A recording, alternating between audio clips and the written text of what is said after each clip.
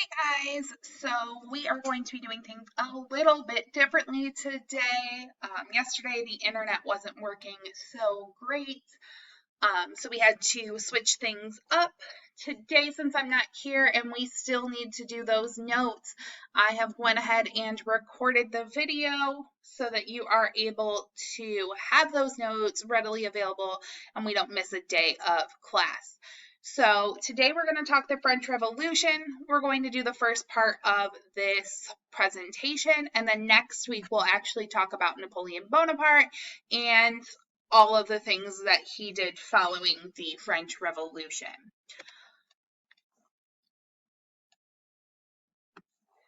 Okay, so just a reminder, yesterday you were supposed to watch the crash course European history on the French Revolution and take notes while watching it. 5 things that you learned during the video, and then either upload those to Teams or to Focus so that you can get a grade for that.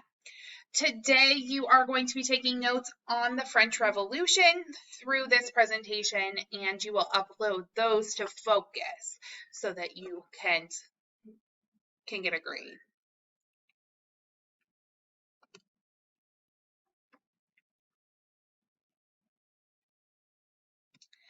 Okay, so to get us started, we have a monarchy that is in France. The king is in charge of everything, and he's seen as a bit of a tyrant. In 1793, he is going to instruct the military to start killing French citizens. So that's going to make the French people pretty upset, because why is the king instructing people to kill them? Seeing that this is not going well, a lot of the French soldiers are actually going to go ahead and leave the military because they don't feel that as the military they should be killing people from their own country, which is not going to make the king very happy. This is going to lead to something that is known as Bastille Day, and they are going to get a group of Parisians, people from Paris, together. They're going to storm the royal palace. They're going to get as far as the King's Guard, killing people along the way to prove that the king is not untouchable. This is going to lead to a lot more riots and death. The radicals are going to take control, and those radicals are known as the Jacobins. People were having issues with the way the government was run because France was split into 3 estates, and those 3 estates determined who was going to have control. So the first estate was the church. So the clergy, they represented a pretty small portion of the population, about 5%. So not a very big part, but they got 1 vote. And then the nobility and the king represented about 15% of the population, and they got another vote. And then the third group was all of the peasants, craftsmen, everyday people. They represented the third estate, and they too got 1 vote.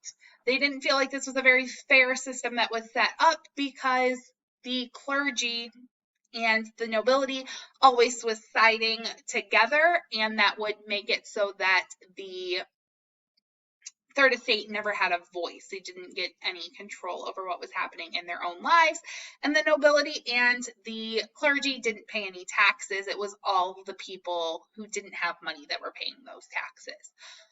They are going to get together. They're going to do something that is known as the tennis court oath, where the third estate all goes to some tennis courts that are nearby. They are going to come up with a plan for how they think that the government should be ran, getting rid of all of the previous governments. They're going to swear on the tennis court that this is the way that they're going to do things. It's known as the tennis court oath. So now the Jacobins are in charge. They are going to want a new government. They want no trace of the old government. They do not want it to be a monarchy. They're going to put the king on trial as a traitor to France. He's going to be executed along with his wife, Marie Antoinette. This is going to be known as the first stage of the French Revolution. All right, so now we are going to enter the second phase or stage of the French Revolution. It's the end of 1793. The king is gone. We now have the Jacobins in charge. They have a committee. Things are not good in France. France is at war with most of Europe. The French people are suffering from food shortages and inflation. Things aren't going well. The peasants are demanding that the higher ups make more food readily available to the peasants versus saving all so that the nobles can have it to throw balls and parties. They want to make sure that inflation disappears so that they can actually afford food once it's available to them. And the Jacobins are going to establish something that is known as the Committee of Public Safety. The point of it is to help deal with all threats. And the committee does some interesting things that don't particularly deal with public safety. They are going to make all decisions based off of taxes, who's going to pay them, what they're going to pay, what the consequences are if you do not pay your taxes. So I don't know about you guys, but I don't feel particularly safe when I go pay my taxes. Like, it's not like, wow, thanks, I paid my taxes, now I feel safe. So I'm not sure, why they were in charge of that. They were also in charge of all trials and executions. So if you were found guilty of a law that was made by the Jacobins, you would be put on trial by the Jacobins, and you would be executed you could be executed because of the things that you did. And they also decided who was going to serve on the military. So again, we are the trial, the jury, the executioner, and we're also the military. That leads to the ability to be corrupted because one group has a ton of power. A lawyer by the name of Robespierre is going to join the Committee of Public Safety. He's going to be known as the Incorruptible. He's a really good lawyer. He rises to the top of the committee very quickly. He becomes the head of the committee, and the Jacobins are super big fans of him. They think that what he's doing is great. He follows the laws to a T. He makes sure that things are being executed in the way that they want them to be. However, most other people felt that he was a tyrant and that he was not a great fit to be in charge of the government.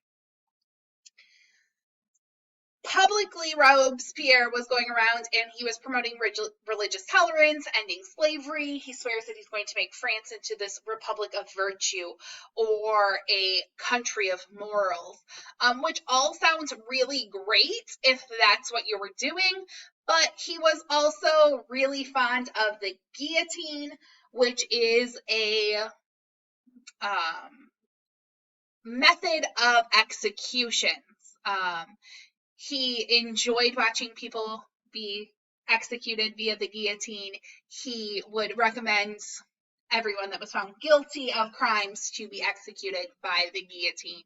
The guillotine was something that he really enjoyed in this time period. And if you're not really sure what a guillotine is, there will be a picture on the next slide. I'll also post a couple links to videos on YouTube that you can watch guillotines cut through different objects and materials so that you can see just how efficient that guillotine is at cutting through things. Okay, so I've went ahead and I've zoomed in on this picture of the guillotine so you can see it. Typically, they would be up on a platform so that more people could see what was going on. They'd be put into the middle of town so that people could join around and see it. We have a person, we have a person down here with a drum. There's lots of people just sitting around watching. The flag is being flown. People would go to see who was being executed, to see if they need to maybe be concerned. Were they coming for them next? But the guillotine is an incredibly efficient manner of execution. You walk up the steps, you lay belly first onto this platform. They're going to put the stockade down on your neck, which is a piece of wood that holds your head where it needs to be. They're going to let this rope go, and that blade is going to fall down directly in the spot on your neck that makes it easiest to decapitate you.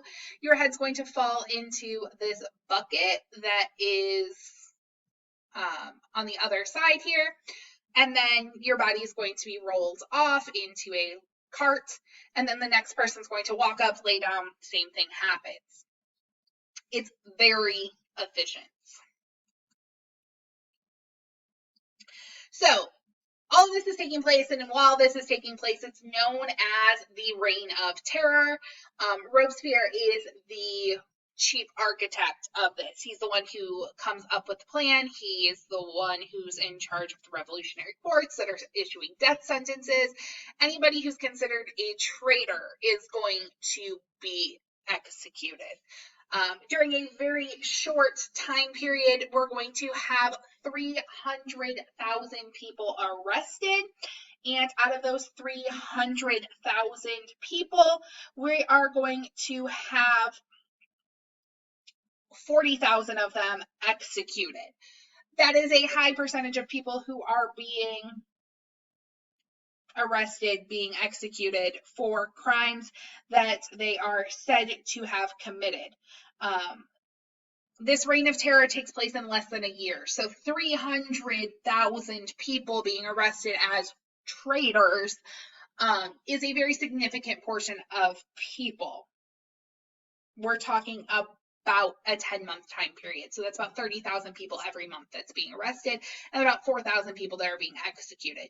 Most of these men and women are being executed via the guillotine, again, because it is very fast, it's very efficient, and it's believed to be much better than the axe because the axe has room for human error. There is about a 1-inch spot on the back of your neck that is prime decapitation area. If the blade hits that area, there's not a lot of resistance. Your head will come off pretty clean. If the axeman misses by even a 1/2 inch of that 1-inch area, they could hit your occipital bone in your skull. It's going to hurt like the dickens, but you are not going to die from it immediately. They will have to pull the axe out of your head, which is going to be extremely painful. And then they're going to have to swing again and hope to hit that correct spot. They could also swing too low and hit you in the shoulders. So with the guillotine, your head is locked into place. The blade falls between the stockade. It is a prime decapitation machine. In July of 1794, though, people are going to start to realize that maybe Robespierre is a little too happy to put people to the guillotine, and the committee is actually going to turn on him. They are going to try him as a traitor because he has arrested 300,000 people and executed 40,000 people in 10 months. They're going to find him guilty, and they are going to put him to the guillotine. He's going to feel the blade of the guillotine on his neck as the last thing he feels in this world before he dies.